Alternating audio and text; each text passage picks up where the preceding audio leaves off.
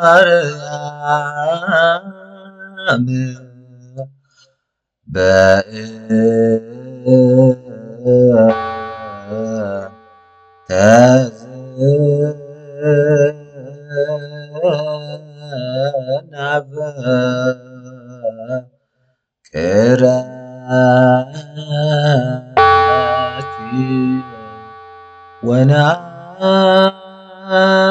ወናብየች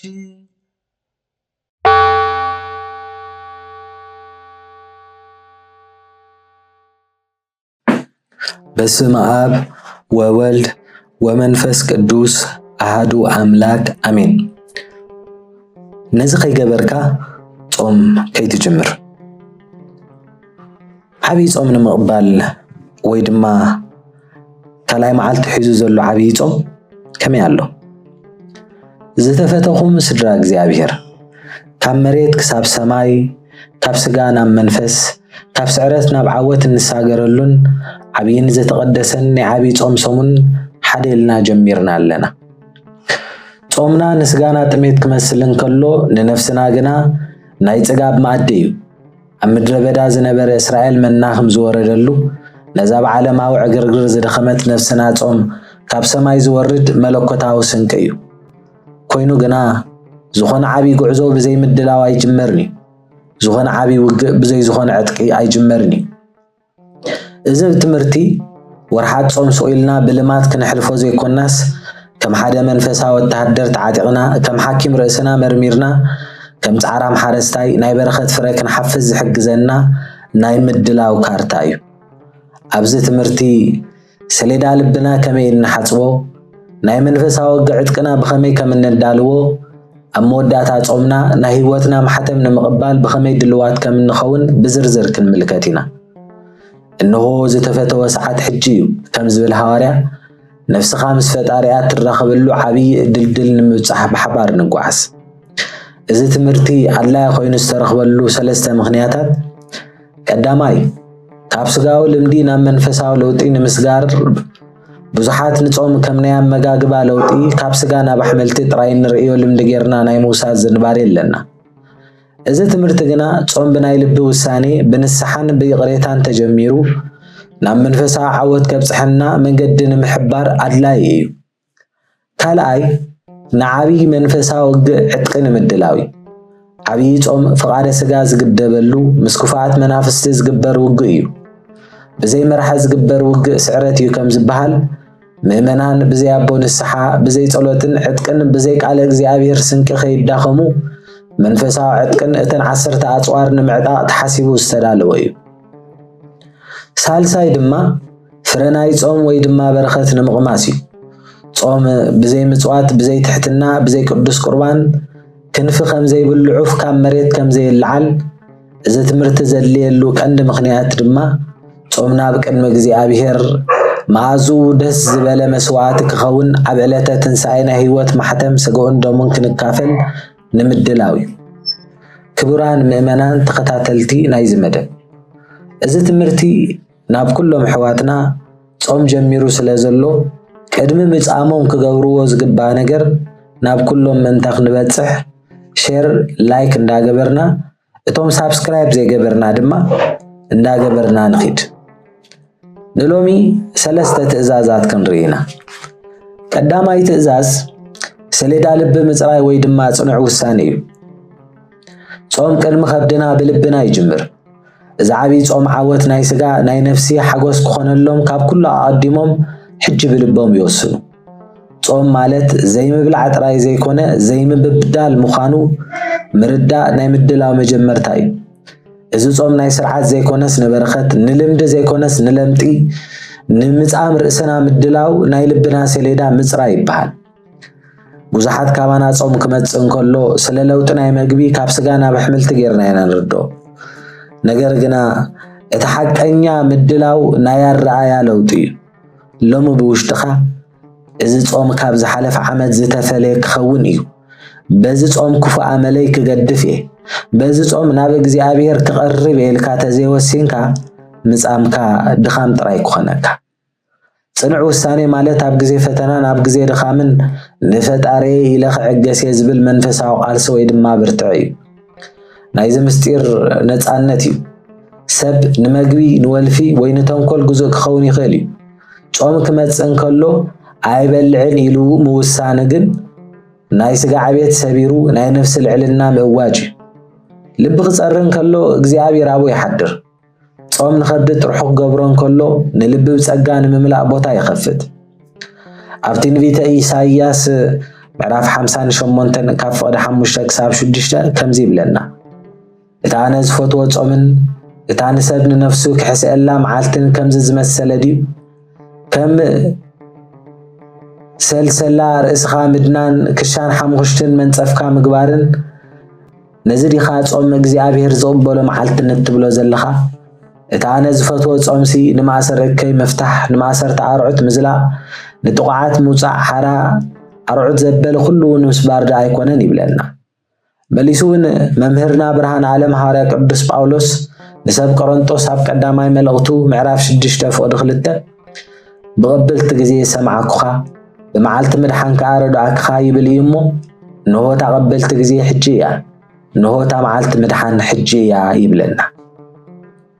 ሓደ ታሪክ ክነግረኩም ኣብ ውሽጢ መጽሓፍ ቅዱስ ንጉስ ሕዝቅያስ ኣብ ኣፍ ደገ ሞት ኮይኑ እንከሎ ነቢ ኢሳይያስ መጺኡ ክትመውት ኢኻ እሞ ተዳሎ በሎ። ሕዝቅያስ ክናብ ክንዲ ተስፋ ምቑራጽ ገጹ ናብ መንደቕ ኣዚሩ ካብ ዓለም ተኣልዩ ብጽኑዕ ልቢ ናብ እግዚኣብሔር ኣልቀሰ። እታ ናይ ልቢ ውሳኔን ጸሎትን ልቢ እግዚኣብሔር ተንከፈት። ምማቱ ተሪፉ ድማ 15 ዓመት ተወሰኸሉ። እዚ ዝገልጸልና ሎሚ ብልብና ገጸይና ብእግዚኣብሔር ክጥምታ እየን ኢልና ተወሲና ዝሞተ መንፈሳዊ ህይወትና ጎይታናን ኣምላኽናን መድሓኒናን ኢየሱስ ክርስቶስ ብምኽንያት እዚ ጾም ከለምልሞ እዩ። ናይ ሎሚ ተግባሪ ውሳኔኻ ወይ ድማ ትገብሮ ነገር ሎሚ ምሸት ቅድሚ ብድቃስካ ኣብ ናይ ጸሎት ቦታኻ ጠጠው በልሞ ንፈጣሪ ከምዚ በሎ ኦ ጎይታይ እዚ ጾም ከም ዘይፈቐደ ዘይኮነስ ንኽጸድቀሉ ግበረለይ ህይወተይ ዝልውጠሉ ዘመን ግበረለይ ኣነ ወሲነለኹ እሞ ንስኻ ድማ ሓይሊ ኩነኒ። እዚ ናይ መጀመርታ ውሳኔ እዩ።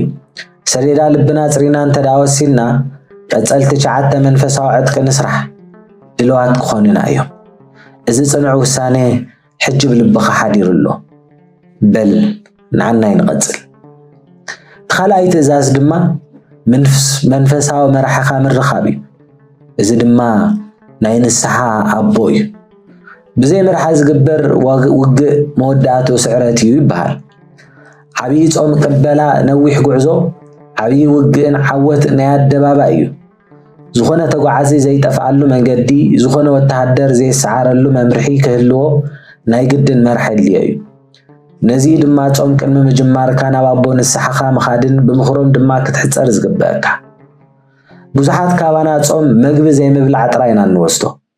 ነገር ግና ጾም ምስ ክፉኣት መናፍስትን ንዋጋኣሉ መንፈሳዊ ውግእ እዩ።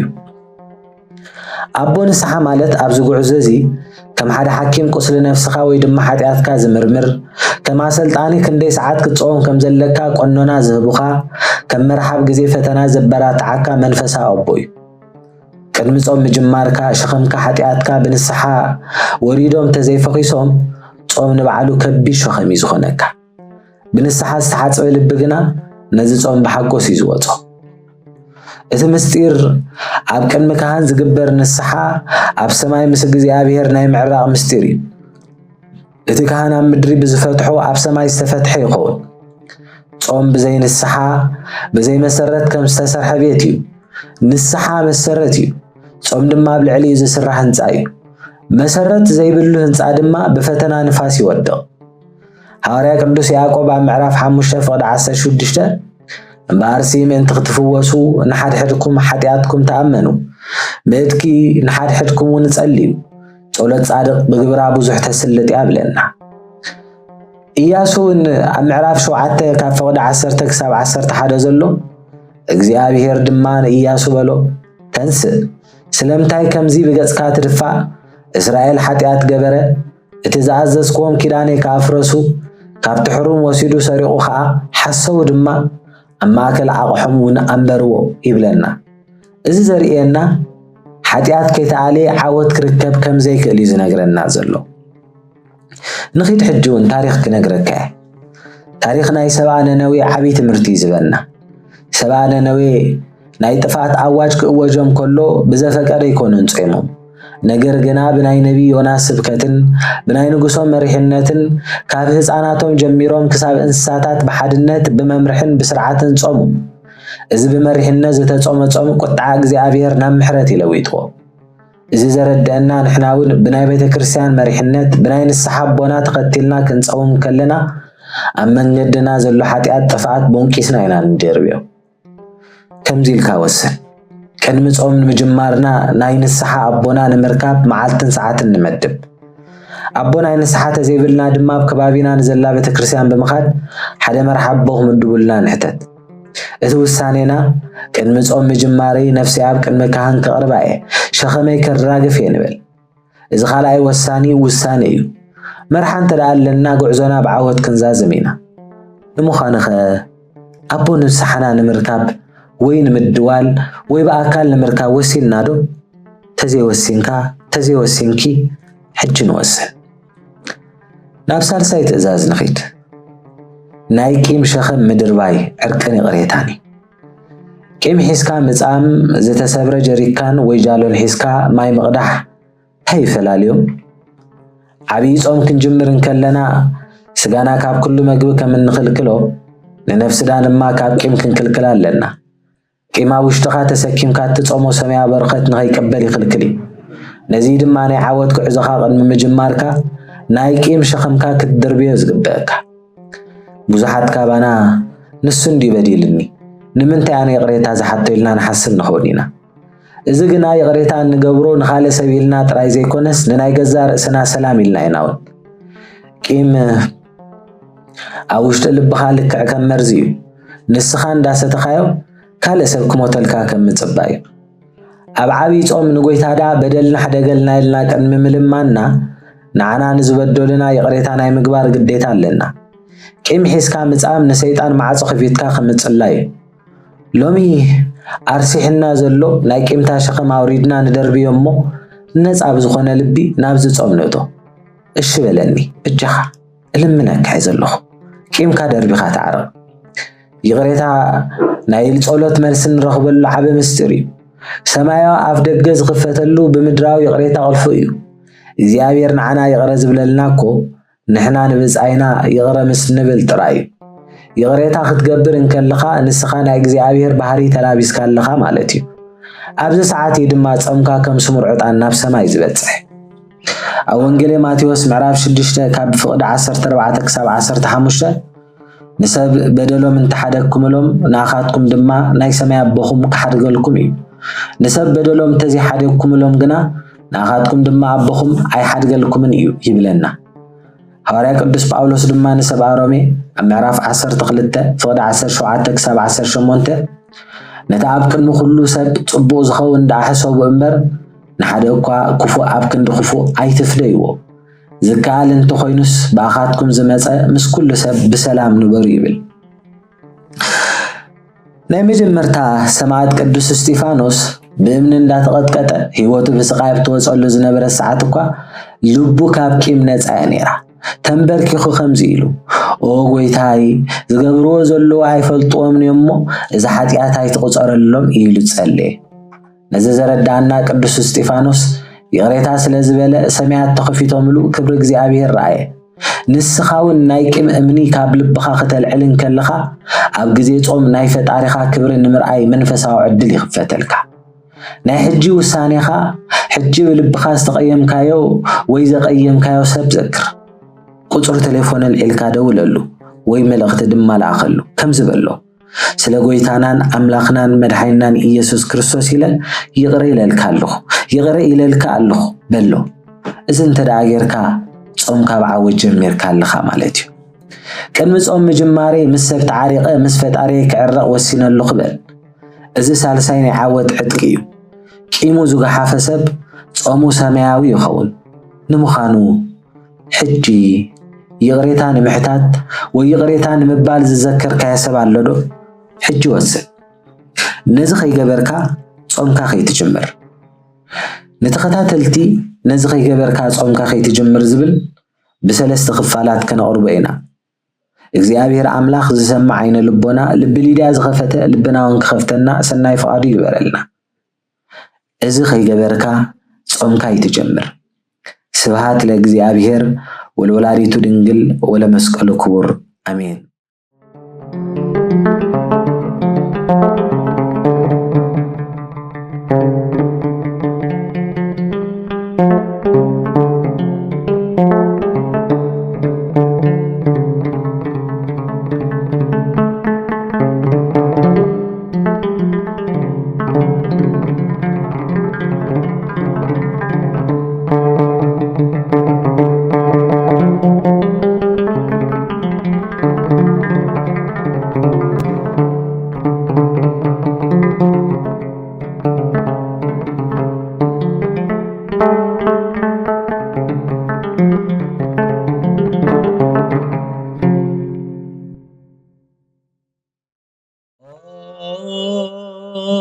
ማርያም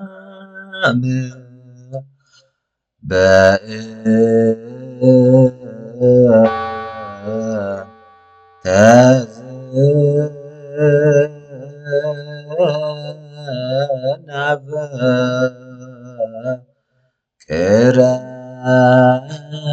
ቅራቲ